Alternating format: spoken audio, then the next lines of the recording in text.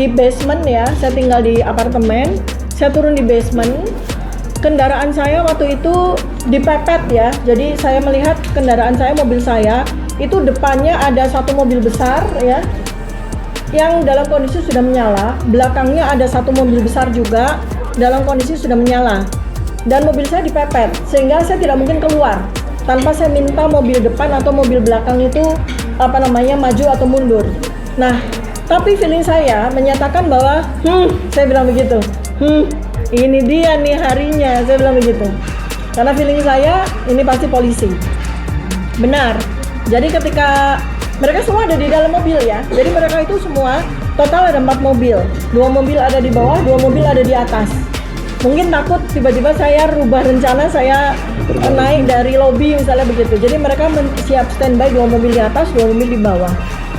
Nah, begitu saya masuk, begitu saya jalan melampaui mobil itu, tiba-tiba mereka keluar.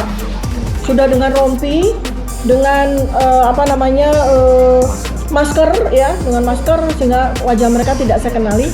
Tapi karena teman-teman Polda ini kan sudah jadi teman saya setahun ini ya, jadi saya perawakannya, wajahnya dan sebagainya saya kenal semua nih orang-orang Polda gitu. Separuh mukanya. Ya, gayanya ini ya, selamat pagi Dokter Tifa, gimana dok, kok nggak wajib lapor? Saya bilang, kok nggak wajib lapor gimana gitu kan?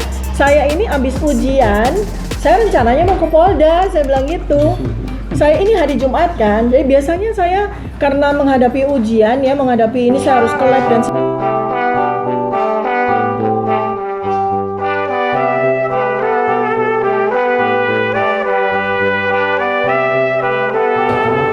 Bismillahirrahmanirrahim. Assalamualaikum warahmatullahi wabarakatuh. Waalaikumsalam. Saudara-saudara sebangsa dan setanah air, saya di sini Dr. Tifa didampingi oleh beberapa advokat saya ya, kuasa hukum saya yang menemani saya, yang menjadi saksi juga atas peristiwa 4 hari yang mencekam ya. Mulai dari hari Jumat tanggal 19 Juni 2026 pukul 6 pagi ya, sampai dengan hari Senin 21 Juni 2026 pukul 18 sore ya. Peristiwanya di beberapa tempat ya, lokus maupun tempusnya di beberapa tempat.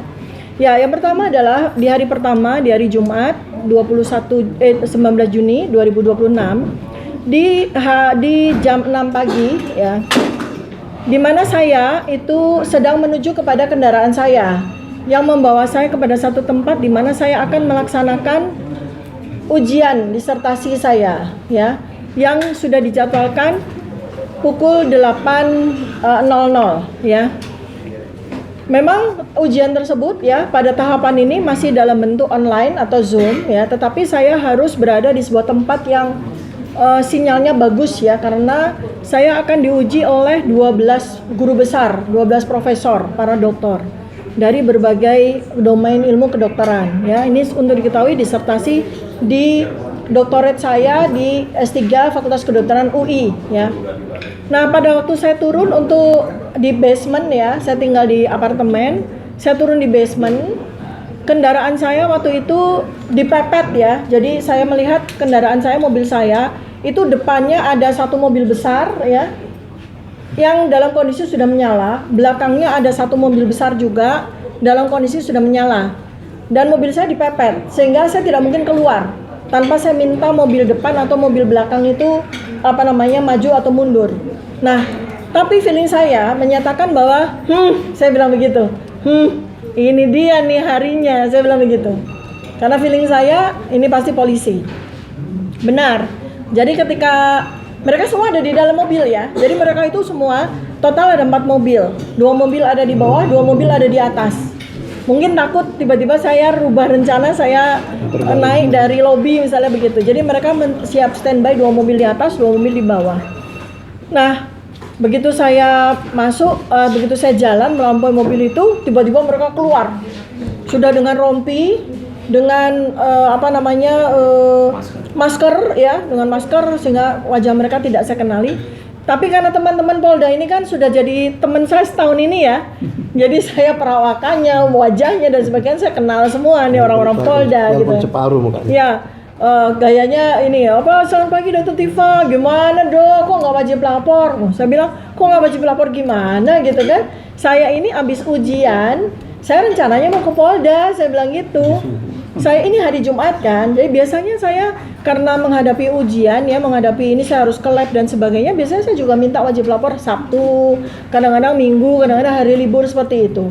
Tidak selalu harus hari Kamis. Jadi rencana saya habis saya ujian yang dijadwalkan sekitar jam 11 itu saya langsung ke Polda untuk wajib lapor. Gitu. Nah, lalu kemudian mereka semua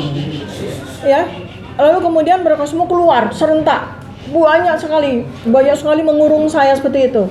Ya, lalu mereka kemudian memberikan kepada saya surat ini. Warna kuning.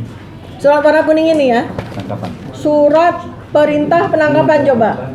Nah, kan saya masih ingat Pak Al-Katiri dan teman-teman sampaikan, Dokter Tifa kalau sampai ada pemanggilan paksa atau apa, jangan mau tanda tangan dan jangan mau dibawa, tunggu kami.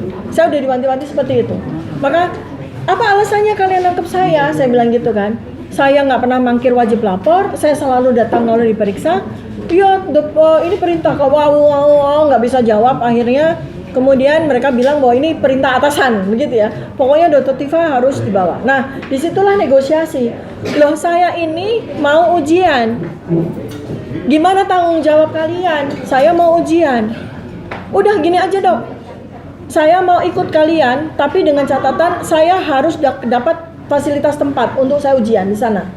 Udah dok, nanti kita putuskan, kita akan pergi dulu. Oh nggak bisa. Kalian harus pastikan dulu kepada saya di sini bahwa saya tetap bisa ujian jam 8. Kalian pastikan dulu. Terus mereka rembukan sebentar, baiklah dok, kami nanti ini. Pokoknya yang penting Dokter Tifa ikut kami. Jadi singkat cerita saya dibawa, sama anak-anak saya juga dibawa. Seperti itu. Lalu di mobil saya sampaikan, saya tidak punya waktu banyak, ini sudah 7:30, saya minta disiapkan ruangan, saya juga minta anak saya mendampingi saya untuk moral saya karena saya ujian di tengah-tengah penangkapan kalian. Saya juga minta asisten saya untuk dihadirkan ya, untuk mencatat segala sesuatu yang terjadi, untuk melakukan antisipasi tertentu, komunikasi dengan fakultas, komunikasi dengan para penguji dan sebagainya, karena saya dalam keadaan seperti ini. Nah, kemudian saya dibawa ke Polda.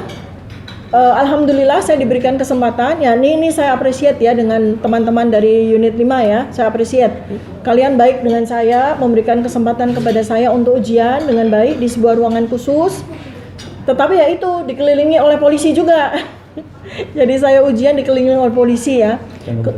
Dan advokat tidak boleh masuk ya, advokat dilarang ya, padahal teman-teman sudah pada datang untuk mendampingi, tapi ternyata mereka tidak boleh masuk. Yang boleh masuk hanya anak saya ya, kemudian para polisi. Mungkin saking sibuknya mereka lupa kasih saya minum, kasih saya makan ya, pokoknya begitulah ceritanya. Nah, ujian berlangsung dengan baik alhamdulillah ya. Saya juga memberitahukan sebelum ujian dimulai kepada para guru besar, para dokter, penguji saya, pembimbing saya, bahwa saya sekarang ini dalam kondisi ditangkap di Polda Metro Jaya, sehingga mohon untuk dimaklumi apabila mungkin ada ketidaklancaran dan sebagainya. Tapi alhamdulillah semua berjalan dengan baik. Jam 8 pagi sampai jam 11.30 itu hari Jumat. Lalu kemudian saya sudah disampaikan ya, apa sih yang mau dilakukan ini? Ya dokter ditangkap. Lalu kemudian apa? Ya nanti dokter ditahan. Di mana? Saya tanya gitu kan. Ya di sini. Terus di mana? Ya di sini gitu kan, di unit yang lain, ya di unit namanya tahanan titipan gitu kan. Ya sudah, kalau begitu saya perlu ketemu dengan lawyer saya perlu dengan advokat, saya perlu bicara dengan mereka, karena waktu pagi itu saya hanya sempat telepon Pak Al-Katiri. Pak Al-Katiri, bagaimana ini, saya mau ditangkap. Ini Dokter Tifa tolong, teleponnya diberikan kepada salah satu penyidik gitu kan. Beliau kemudian sampaikan tentang hak dan kewajiban saya begitu ya. Nah, jadi itu, lalu kemudian di Polda saya masih unit Kamnek, itu saya didatangkan dokter. Kemudian pukul 2 itu ya, jam 14, kemudian dokter itu memeriksa, ternyata tensi saya tinggi waktu itu. Tensi saya tinggi 165/100 ya. Nah, itu mungkin yang saya pikirkan, apa jangan-jangan kali itu saya dibawa ke rumah sakit Kramat Jati gitu ya. Itu saya. Nah, Di sini kemudian saya, karena saya dokter ya, saya tahu bahwa saya butuh pertolongan ini. Saya butuh pertolongan karena tensi seperti itu, kalau saya dibawa ke tahanan tanpa pertolongan, tensi saya malam saya bisa 200. Karena tekanan darah itu akan meningkat pada malam hari itu, apalagi dalam situasi seperti ini gitu ya. Nah, kemudian tambah lagi kemudian saya tidak makan. Dalam kondisi sangat stres, saya tidak makan, tidak diberi makan juga. Jadi walhasil sekitar jam 2 itu GERD saya kambuh ya. Tensi saya naik, GERD saya kambuh. Tapi saya tidak mengeluh, Saya lagi berpikir kelihatannya saya perlu ke UGD untuk ini ya. Saya lagi berpikir seperti itu. Gimana caranya ya saya dapat dokter yang baik ya, sehingga tekanan darah saya maupun GERD saya bisa tertanggulangi di tahanan itu gitu. Nah, jadi udah ya, jadi lokusnya pindah ke tahanan kali ini. Nah, di tahanan itu sudah kumpul ya, para advokat sudah rame, para aktivis juga. Kemudian dinyatakan bahwa saya harus masuk sel. Jadi di ruangan tersebut ada CCTV gitu kan. Saya tanya dengan teliti di sel mana saya akan ditempatkan. Ya, lalu saya ingin pastikan kebersihannya ya. Saya nggak mau ada kecoa, saya nggak mau ada tikus. Saya bilang kepada penjaga polisi di situ, petugas di situ, pastikan tidak ada kecoa, pastikan tidak ada tikus, karena saya tidak mau, karena itu soal kesehatan. Kemudian saya juga ingin memastikan bahwa yang akan jadi teman-teman saya satu sel itu orang-orang yang aman ya. Saya nggak mau ada pembunuh, ada siapapun gitu yang berbahaya gitu kan. Oh tidak dok, sudah kami siapkan sel yang aman gitu kan. Jadi itu tersangka untuk kasus judi digerebek gitu kan. Oke, perempuan-perempuan 5 orang. Oke, baik, aman dok, kami akan amankan. Oke. Baik, lalu kemudian saya masuk ya, singkat cerita saya masuk ke sel. Nah, udah mulai berusaha untuk beradaptasi di sel ya. Jadi saya statusnya udah jadi tahanan nih, udah sel, pakai baju orange, disuruh ganti. Lalu ya ruangan tersebut ya sangat begitu. Kemudian kalau menurut Pak Roy Suryo yang udah pernah ya pengalaman ditahan di situ, keadaannya sangat tidak manusiawi. Kalau dulu waktu Pak Roy ditahan itu masih ada kasur ya. Sekarang tuh nggak ada kasur sama sekali. Kasihan deh tahanan ya. Jadi minum air mineral. Jadi apa namanya? Ini dari tadi ngomong ya. Ya. Terus kemudian ketika para advokat saya kan pada protes ya gitu kan, segala macam, saya bilang dokter, oh ya Pak Dir tahanan waktu tanya, dokter gimana pelayanan kami dan sebagainya. Ya Pak Dir, saya belum dikasih makan. Wah ramai sekali semua, enggak dikasih makan gitu kan. Terus ya ini menjadi catatan ya buat kepolisian ya, karena Anda kurang hospitality-nya loh, ya sudah menangkap orang dengan paksa dari pagi nggak kasih makan ya kan, kemudian juga sampai di tahanan juga nggak ada makanan, lalu saya dikasih ransum, saya cuma lihat sepintas, oh ini makanan yang menurut saya sudah tidak layak untuk saya makan ya, jadi ya sudah saya menolak untuk makan, saya minta untuk dibelikan makanan, tetapi sekitar jam 15.30 ya, jam 15.30 saya udah di sel berusaha untuk mencoba menikmati rasa sel itu seperti apa ya. Saya udah interaksi, berkenalan dengan teman-teman satu sel seperti itu, udah tahu namanya mereka, udah cerita-cerita gitu kan. Terus kemudian juga kok sel sebelah rame banget ya, lagi pada ngapain tuh, rame banget kata mereka lagi main congklak dok. Wah saya gabung saya gitu kan, saya gabung main congklak rame banget di sebelah kan gitu. Wah saya mau tidur karena jam 1 malam saya baru tidur, jam 3 pagi saya udah bangun untuk persiapan S3 kan, saya ngantuk gitu. Tidak ada bantal ya, ada bantal 3 untuk 6 orang dan ya saya nggak tega untuk pakai gitu ya. Terus alasnya juga bukan kasur gitu ya. Saya lagi membayangkan bahwa saya lagi camping gitu kan di sebuah hutan seperti itu, saya mencoba untuk ini. Nah kemudian beberapa waktu kemudian sel saya diketok. Lalu saya tanya kan, di mana saya bisa main nih kalau di sini? Nggak bisa dok, orang selnya dikunci, jadi nggak bisa.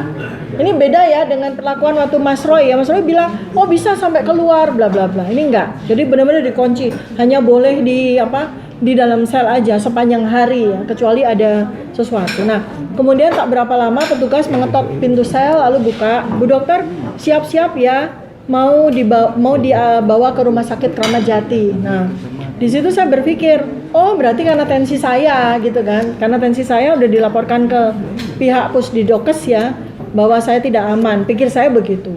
Ternyata begitu keluar dari sel, ramai sekali gitu, ramai sekali. Ternyata ya advokat, aktivis dan sebagainya itu protes gitu, protes ya. Kenapa kami berdua mesti dibawa ke rumah sakit Kramat Jati dan harus menggunakan baju orange? Ya mereka berpikir bahwa mereka ini cuma mau pamer sama orang sumber itu kan, bahwa mereka berhasil menangkap Dr. Tifa dan Pak Roy Suryo lalu dipakein baju orange kan gitu. Terus kemudian mereka menegosiasi kalau memang mereka harus diperiksa, dokternya dari Kramat Jati yang dibawa ke tahanan, bukan mereka yang dibawa ke rumah sakit Kramat Jati. Pokoknya begitu berlangsung sampai sekitar jam 5:30. Oh, pokoknya mereka tetap bersikeras bahwa kami harus dibawa ke rumah sakit Kramat Jati. Tidak ditanya dasar hukumnya, pokoknya harus. Pokoknya harus wajib harus. Pokoknya segala macam argumentasi tidak mempan. Intinya kami harus ke rumah sakit Kramat Jati dengan menggunakan baju orange. Nah, saya kemudian mengambil keputusan, ya sudah, kalian mau saya pakai baju orange kan? Ya kan? Mau kan? Ya sudah, saya pakai. Jadi saya pakai. Saya pakai. Kalian maunya saya pakai baju orange? Ya dok, maaf dok, ini adalah peraturan. Sudah, saya pakai.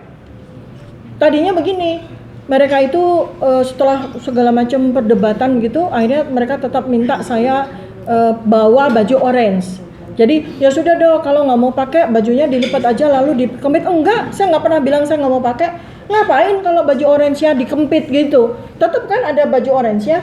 Udah aja kalian yang pegang, bawain. Oh nggak bisa dok, harus betul-betul bawa. Udah kalau gitu saya pakai aja, gitu kan. Terus tapi saya pakai dengan cara saya ya, saya bilang. Saya bilang gitu. Saya pakai dengan cara saya. Gimana dok caranya? Caranya lengannya saya gulung, lalu bawahnya mau saya ikat. Jangan dok, jangan gitu dok. Gitu kan. Jadi saya bercanda sama mereka ya, gitu kan. Terus kemudian udahlah saya dibawa ke rumah sakit Kramat Jati. Sampai di sana sekitar jam 19 malam ya, 19 malam. Saya diperiksa dengan sangat lengkap. Pemeriksaan darah, urin, pemeriksaan ronsen, pemeriksaan dokter dan sebagainya. Lalu kemudian ternyata protapnya harus menunggu sampai hasil pemeriksaan semua itu selesai. Jadi lama. Nah, saat itu ketika dibawa, GERD saya kan kambuh ya, karena saya sama sekali nggak makan kan. GERD saya udah kambuh nih. Udah gemetaran saya waktu di mobil tahanan. Nah, ini juga catatan ya. Kalian nipu saya ya. Saya mesti katakan ya. Jadi, saya tanya ke rumah sakit Kramat Jati, pakai apa? Oh, nanti pakai ambulan, Dok. Tenang, Dok, pakai ambulan. Saya dalam keadaan sakit GERD saya nih. Saya harus dapat pendampingan yang proper. Iya dok, aman dok, di ambulan dok, gitu kan. Nggak taunya begitu saya keluar, saya di mobil tahanan ternyata. Nah kan sakit saya makin kambuh. Lalu setelah itu ya saya udah sampaikan GERD saya kambuh, saya butuh drip ya untuk meredakan sakit GERD saya. Nah sekitar jam 10 malam, jam 22, dokter memberikan laporan. Dok, ini berdasarkan dari pemeriksaan kami, ini dokter harus rawat inap. Tidak bisa rawat inap. Ya, Pak Roy Suryo bilang, oh saya nggak apa-apa, nggak bisa Pak, Bapak ini bahaya Pak, kalau tidak dirawat inap, gula darah Bapak naik karena stres kan, dan segala macam, semua pemeriksaan jelek. Jadi Bapak, Pak Roy harus dirawat. Kemudian ada satu dokter memberikan laporan kepada saya, Dr. Tifa ini tidak aman, ada infeksi di beberapa tempat. Mungkin karena saya 6 bulan full ya untuk mengerjakan S3 sehingga saya kurang abai dengan kesehatan saya ya, sehingga saya ternyata ada infeksi begitu. Lalu kemudian lab saya pikir oh ya benar juga. Nah, jadilah ini adalah sebuah klarifikasi untuk teman-teman semua ya, bahwa kami berdua dirawat itu bukan mau kami, bukan. Ada 5 dokter spesialis yang memberikan keputusan bahwa kami harus dirawat. Jadi ini bukan sama sekali bukan mau kami, bukan rekayasa, nggak bisa kita merekayasa hasil laboratorium. Nggak bisa kita merekayasa hasil labnya buruk atau apapun, ronsennya tiba-tiba jelek, nggak ada. Itu semua adalah hasil dari assessment dari para dokter di situ di Rumah Sakit Polri Kramat Jati. Nah, adapun saya sendiri sudah siap kok saya pulang, asalkan yang penting saya hanya minta untuk drip untuk menyembuhkan GERD saya aja sebetulnya. Saya siap aja kalau mau pulang. Ternyata mau pulang ke tahanan, maksudnya kesal saya mau main congklak kan gitu. Nah, ternyata malah saya diminta untuk dirawat. Ya, jadilah saya dirawat. Nah, pada saat dirawat ya seperti kita tahu ya, orang kalau masuk rumah sakit itu kan jadi berasa kalau sakit kan. Ya, wah ya ternyata saya sakit bener ya. Waduh, badan saya udah nggak karu-karuan ya, dan akhirnya saya diberikan pertolongan, diinfus, diberikan obat. Dan ada 5 dokter spesialis yang diberikan untuk merawat saya. 5 dokter spesialis, dokter jantung, ya, dokter penyakit dalam, dokter paru, kemudian psikolog, ya, kemudian dokter paru juga ya. Pokoknya ada 5 dokter spesialis yang merawat saya dengan baik di situ. Ada chiefnya ya, jadi tim. Dokter Tifa kami rawat dengan tim ya, karena ada beberapa masalah kesehatan. Nah, jadi itu yang terjadi pada hari pertama. Singkat cerita saya di Opnam, dirawat dengan baik ya, dengan baik dengan ini. Tapi ditahan ya teman-teman ya. Jadi tetap kamar saya dipenuhi polisi. Kamar saya dipenuhi polisi, di luar juga penuh dengan polisi ya, di bawah juga penuh dengan polisi. Jadi memang saya tahanan, bukan pasien rumah sakit biasa gitu. Sehingga untuk besuk juga dibatasi sekali dan sebagainya. Seperti itu ya. Jadi pada waktu hari Sabtu ya, kemudian saya ceritakan pengalaman di rumah sakit ya. Ya sudah, saya menjadi pasien rumah sakit, dirawat dengan baik ya, tapi saya tetap tidak boleh pegang handphone, tidak boleh pegang laptop, pokoknya saya tetap menjadi tahanan karena saya harus ujian lagi kan. Saya ujian yang kedua sebelum final promosi ya, saya belajar semampu saya ya, alhamdulillah diizinkan ya. Jadi saya masih bawa kertas-kertas naskah-naskah disertasi saya, sambil saya tiduran saya baca ya. Memang tidak boleh untuk pegang laptop, untuk pegang HP nggak boleh ya, jadi saya baca dan alhamdulillah juga ya lumayan lah masih bisa baca. Itu hari Sabtu ya. Kemudian hari Minggu, nah inilah peristiwa dramatis yang berikutnya terjadi ya. Jadi menurut dokter kondisi saya harus diberikan antibiotik by infus ya. Nah itu 5 hari. Nah berarti dokter akan mengizinkan saya pulang tuh sekitar hari Selasa atau Rabu ya, karena saya harus lengkap dan kondisi saya memang tidak memungkinkan saya hanya dirawat 2 malam ya. Nah, ya sudah kalau begitu mereka sudah sampaikan ya, dokter di sana sudah sampaikan bahwa dokter Tifa perlu perawatan setidak-tidaknya 5 hari seperti itu. Nah, kemudian saya tanyakan, mereka mungkin juga rapat dan sebagainya ya, gimana? Akhirnya diputuskan bahwa saya akan pelimpahan di rumah sakit. Saya akan pelimpahan di rumah sakit. Jadi kejaksaan akan datang, lalu saya dilimpahkan dari rumah sakit itu gitu kan. Nah, itu skenario yang saya dengar pertama. Ya sudah, saya dirawat, saya masih diberikan obat tidur ya setiap malam ya. Jadi jam 9 itu saya sudah disuntik obat tidur, obat penenang, jadi saya tidur. Nah, hari Minggu malam ya, hari Minggu malam berarti itu Jumat malam, Sabtu malam ya, Sabtu malam, Minggu malam, hari ketiga. Pada saat saya sudah diberikan obat penenang, obat tidur, tiba-tiba saya dibangunkan. Dan ternyata begitu saya bangun udah ramai sekali, itu jam 22 malam. Ya, keluarga saya berbisik kepada saya, ya, mami mesti siap karena mau dibawa lagi ke Polda, ke tahanan. Saya kan masih begini kan, karena dibawa pengaruh obat tidur kan. Kenapa gitu? Ya, karena Polda maunya mami harus ke tahanan lagi gitu kan. Oh, gitu kan. Terus kenapa begitu? Ya udah. Nah, di situ ternyata di luar, wah para advokat ya. Mereka ramai sekali ya seperti itu. Nah, jadi itu perlu diketahui ya untuk kepolisian juga, bahwa kalau di rumah sakit itu berlaku undang-undang kesehatan. Ya, di mana pasien yang dirawat itu hanya boleh dikeluarkan dari rumah sakit itu dengan 2 hal. Pertama adalah pasien sudah sembuh. Ya, pasien sudah sembuh dan yang menyatakan pasien bisa keluar dari rumah sakit itu adalah dokternya. Ya, bukan atas permintaan dari pihak lain atau institusi lain. Kedua adalah pulang paksa. Pulang paksa itu pasien yang nggak mau dirawat lanjutan. baru boleh nih dua hal ini. Jadi nggak ada sebuah institusi lain ya, dalam hal ini kepolisian, itu mau ngambil pasien secara paksa pada saat dia masih dirawat di rumah sakit, itu tidak boleh. Itu ada undang-undang kesehatan. Dan kalau ini tidak dipahami dengan baik, pada kesempatan yang lain atau ada peristiwa yang lain, polisi bisa dituntut atas nama undang-undang kesehatan ya. Dan ini sama sekali melanggar hak asasi manusia. Apalagi Pak Roy Suryo waktu itu tensinya naik sekali, gula darahnya naik, sangat tidak manusiawi apabila dua pasien dalam kondisi yang sedang masih jauh dari sehat dibawa dengan paksa seperti itu di malam hari. Apa sih artinya kalau menunggu besok pagi? Apa bedanya? Ya, apa bedanya? Kalau tidak ada katakanlah pesanan ya, agar pokoknya dua orang itu gimana ceritanya harus dibawa lagi ke tahanan. Jadi dramanya bagus, dari tahanan kemudian diambil paksa malam-malam gitu, kemudian pagi-pagi ya kan seperti itu. Jadi dramanya bagus. Alhamdulillah dengan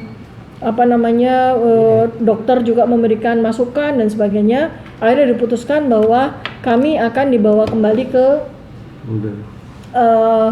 Polda ke tahanan pukul 6 pagi. Nah, tapi peristiwa itu sangat dramatis ya. Karena ini sudah melibatkan banyak institusi kesehatan, melibatkan banyak undang-undang juga, yang mungkin ya Polda selama ini mungkin tidak peduli dengan hal itu. Ini menjadi masukan buat kita selanjutnya kan.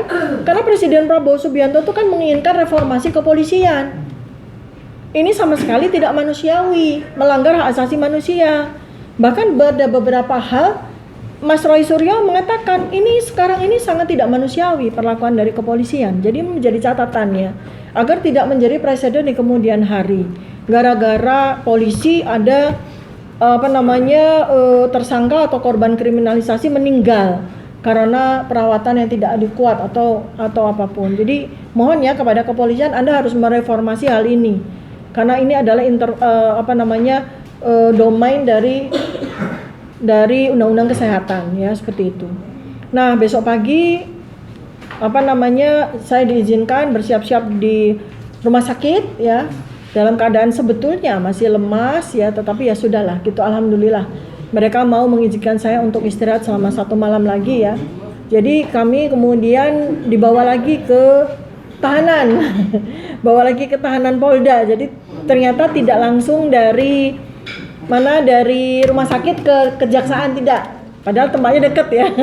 Tapi ternyata kami dibawa lagi ke Polda ya. Bawa lagi. Pokoknya drama lah. Sebenarnya kan ngapain sih ya ke Polda lagi gitu kan ya. Kenapa nggak langsung aja? Tapi ya sudah, kita dibawa ke tahanan supaya pakai baju orange lagi. Ya sudah, saya pakai baju orange. Jadi kemudian kami dari Polda udah masuk lagi. Untungnya nggak masuk sel lagi. Ya, untungnya nggak masuk sel lagi, tapi tetap ditahti ya kan. Sudah prosedurnya bla bla bla bla. Ada beberapa yang pokoknya kami itu sudah.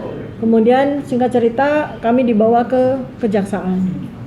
Nah, tetapi pada saat sedang prosesi untuk ke kejaksaan itu, ternyata mereka meminta saya untuk diborgol di dalam mobil.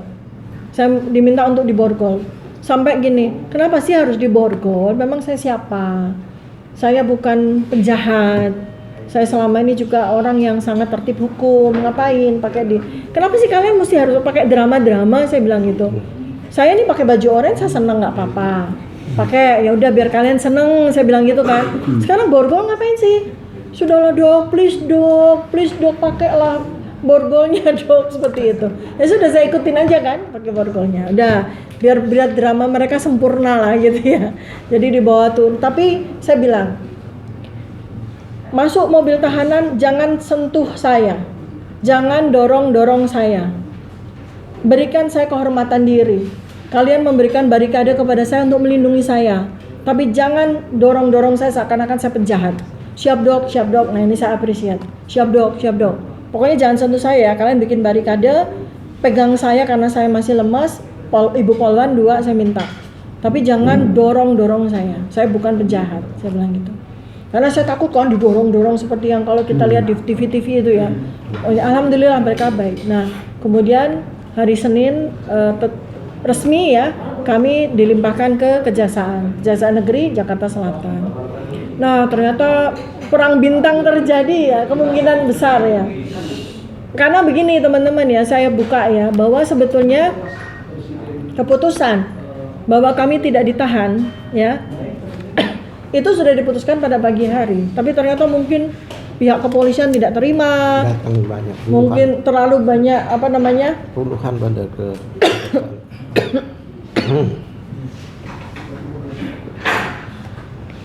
terlalu banyak pesanan-pesanan ya, terlalu banyak pesanan-pesanan dan sebagainya.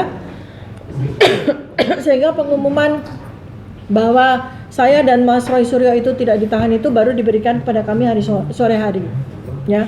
Nah, jadi itulah drama yang terjadi ya selama 4 hari 3 malam. Silakan.